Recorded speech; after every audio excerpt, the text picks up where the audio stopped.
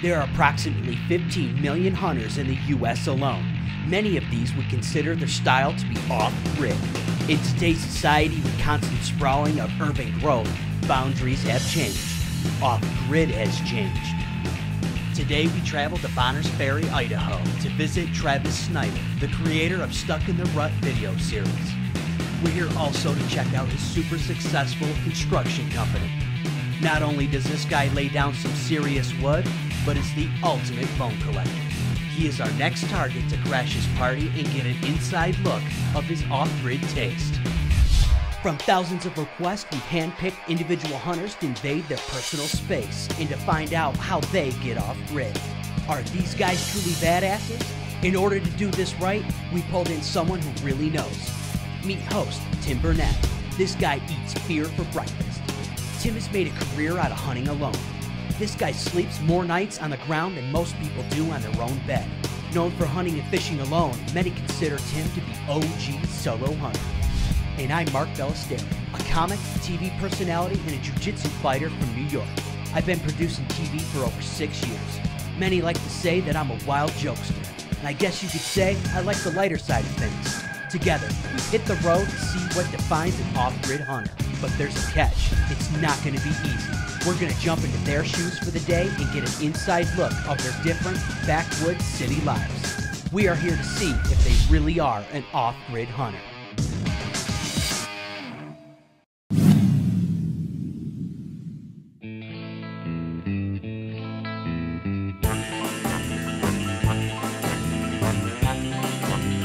Most people think of Idaho as the state that grows the potatoes. When I think of Idaho, I think of big rivers, big mountains, big fishing, and big hunting.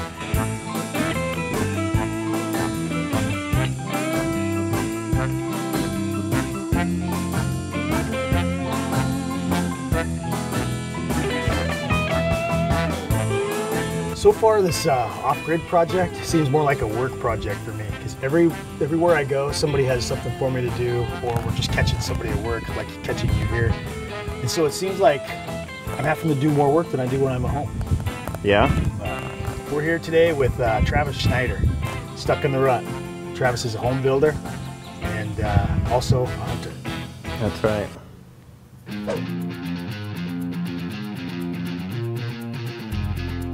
Wow, I'm pretty impressed. Travis, for being so young, looks like he's pretty well established. The homes that this guy pumps out are just absolutely beautiful. From foundation work, excavating, and actual building of the home, this guy knows it all. I can't wait to see what this day brings us. Go check out Travis Schneider. Go like his Facebook page, and better yet, go check out his YouTube page. It's jam-packed with killing.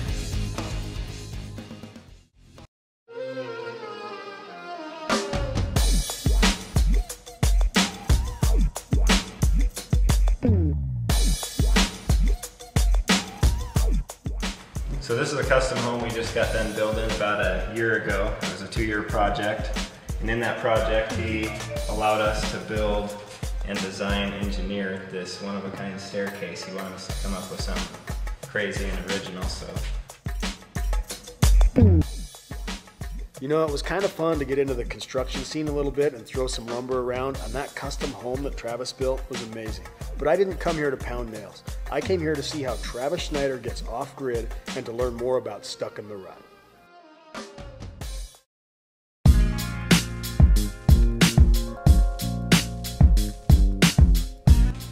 Here it is, lifetime work. Damn. You said it was going to be like a little room. It is crazy. There's more bone in here than a lot of places.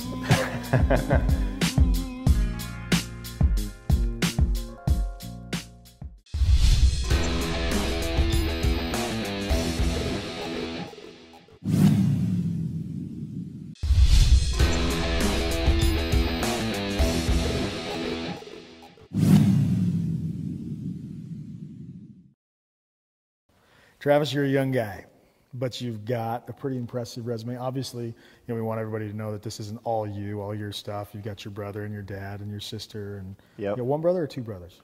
I've got two brothers and a sister. I'm the oldest, and this is a combination of all the kids. And a couple of years ago, you and your dad and your one brother went to Alaska, do it yourself. Yep. You know, self-guided moose hunt, caribou. We did the moose that year. Yeah. Yep. That's an awesome moose. And I've done that same type of a hunt. Ours was up a river, so we were it was super high water, so we were limited to to where we could go. But just experiencing that on your own adventure in Alaska was pretty insane. People think you're crazy for doing that, you know. Yeah, they do. I've been called crazy a lot in my life. Hey, I'll take crazy all day long. This is another kind of a cool find. Pretty rare, I would say. This right here, we were looking for elk sheds, and I found this big scuffed up mark, and this was all buried. There was just a couple tines sticking out, and it was a fresh cougar kill. You can see right here where the cat. Is this right before or right after he shed? Well, that's how I found it. And then we looked the back struggle up the hill about 100 yards, and there was the other side. Oh, wow. This shed right there, I took that into the Bighorn show, and they tell me that that's the world record Cyrus moose. Well, show me your little mounting accessory deal that you've come up with. That's pretty neat. I saw a video clip on it. Yeah, so this is the new skeleton mount, we call it. And I just took a replica or a mold of a real deer spinal cord. And originally I did it just for deer, but then when we got it all together, we found that most of the smaller skulls fit on it. Bears, rams, cougars. Yeah, there's some more bone back here. This is the room of shame. Wait, there's more? There's more. This is all the nice stuff. So this is the production room for the skeleton mounts as well. Now, how are you guys bringing these in? Are you bringing them in like this, and then you just put the rubber padding and stuff on them? You've got your own mold, okay. Yeah, we do all the molding right here. Oh, I thought you had it sent out. Nope. Oh, well, that's perfect. That's even better. So there's the two-part, and we had to learn how to do this. Yeah. So this was a whole nother learning process. So I built the mother mold out of a real set. There's the real spine right there. And then we mold it, put the metal bar in first, so the 3/8 goes the whole way. Put the two parts together, put the caps on, and pour it. For the better part of the day, Mark and I have been hanging out with Travis in the Schneider family trophy room. This has been a blast, checking out all the antlers and the different trophies, and talking a lot about hunts that we have in common.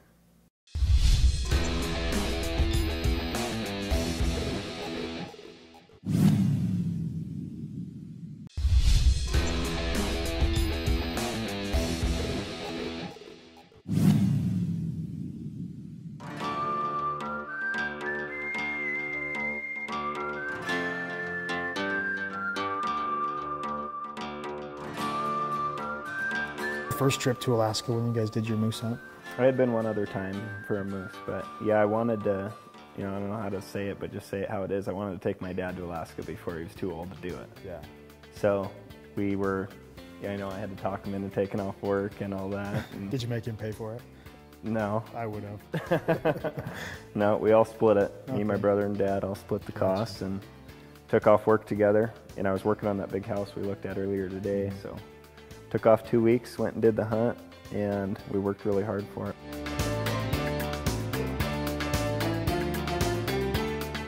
Seeing all these mounts is just truly amazing. I've never seen so much bone on a wall. It's crazy. It just shows you that his family is just putting in crazy work for hunting. I think it's a good opportunity everybody should take part in. Do it yourself, dropped off in Alaska with no guide. It doesn't get any more off-grid than this.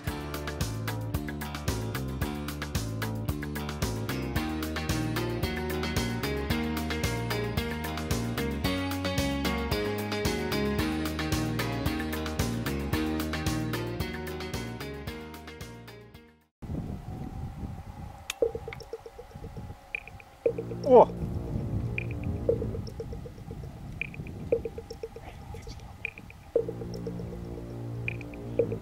Take him, he comes out. I'm on it. Shoot.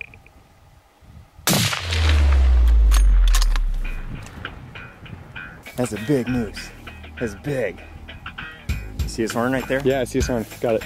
trout. That is a dandy. My ears are ringing. You got the first shot? Yeah. Nice.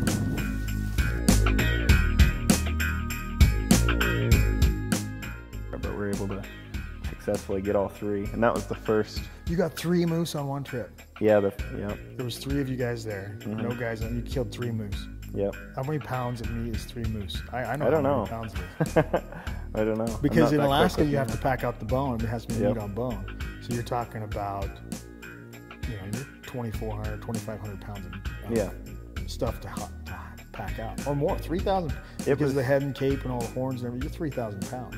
Yeah, it was basically, it was like 7 days of straight packing with as much meat as we could pack. And that we killed them all about two air miles from the lake. There wasn't any moose close to the lake. Like during that time we found a new area. We went in there, I killed one, we packed it out, and the last pack of that one, my dad killed one.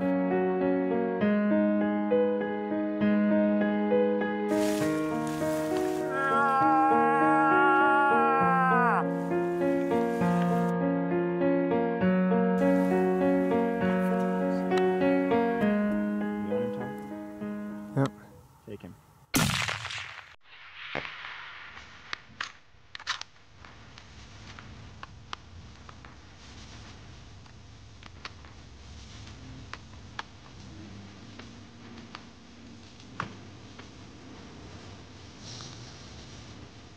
He's turning backwards, he's going down.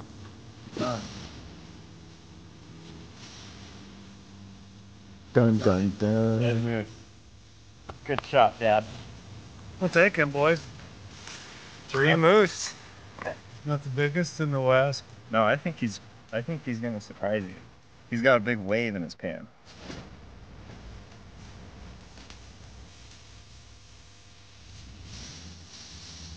$60 for your Alaskan moose. And we got our work cut out for it. Good job, Dad. Good shooting. Dad got his at 630 yards. I shot mine at about 150. So it was just non-stop. Before we even had the other one packed out, we had another one down.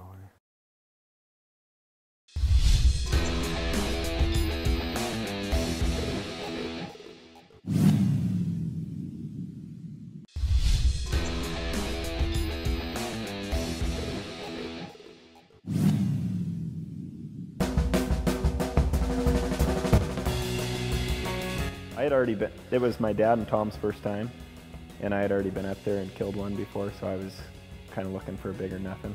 So did the hunt surprise you? Was it easy to find the moose, or was it difficult? It was. Did you have to hunt for them? Oh yeah, no, it was just like anything, just like any rewarding hunt. It was very difficult. It was probably the hardest hunt I've ever done, especially because of the packing. You know, a lot of glassing, a lot of figuring them out. I mean, we never, hunted in that area or hunted moose around that area. So, but that's one of my favorite hunts. You go in there, you get dropped off in a random place. We never saw moose 1 flying in, and you're just like, what am I doing here? And you pull out the spot and scope, and start looking at sign and trying to figure out a place to hunt the first day when you can't hunt because you flew in. And then just to make it all come together for me, like that's the most rewarding hunt. But I mean, we had bad weather too. I mean, we didn't have all the odds in our favor, but it just happened to work out.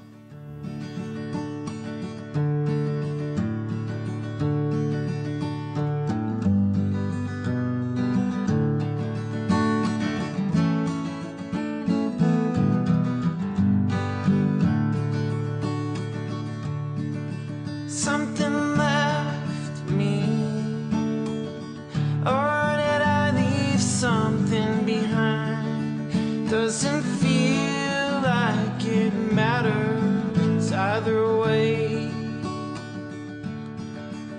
Like a slow boiled frog, I noticed far too late, and the ice melts a little more each day, and the sun will just keep on rejecting us every night.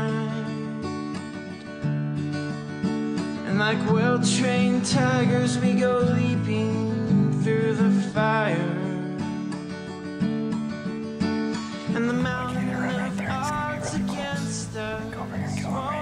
fly. Let's get a long shot. 'Cause the almanac of life was written by a lie. Now I'm fighting the current every day, but the water flows the same rate that I swim. Something left me to a hole in space that's black, and the odds of it coming back look grim.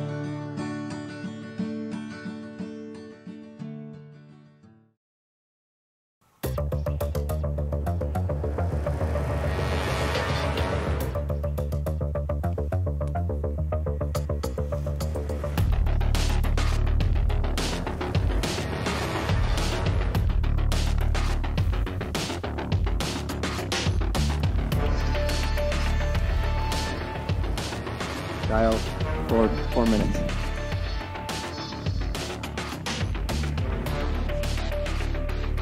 Are you on 4, Tom? Okay, center shoulder when you turn broadside.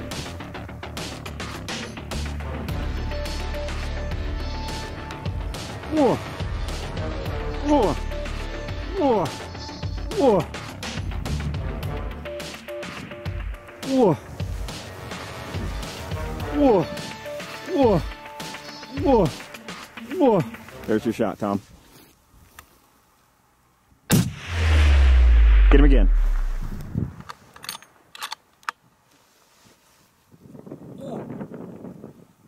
Take him again. He's going down. Got him. Got him. Nice shot, Tom. Look at him roll. Nice shooting, brother. What was that? 430 yards. High 5.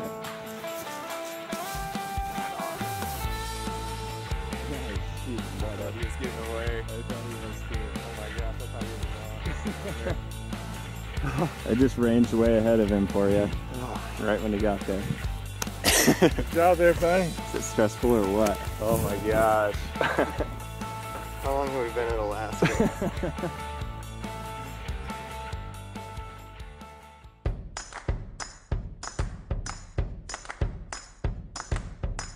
Wow, I am super jealous. You guys all got a moose.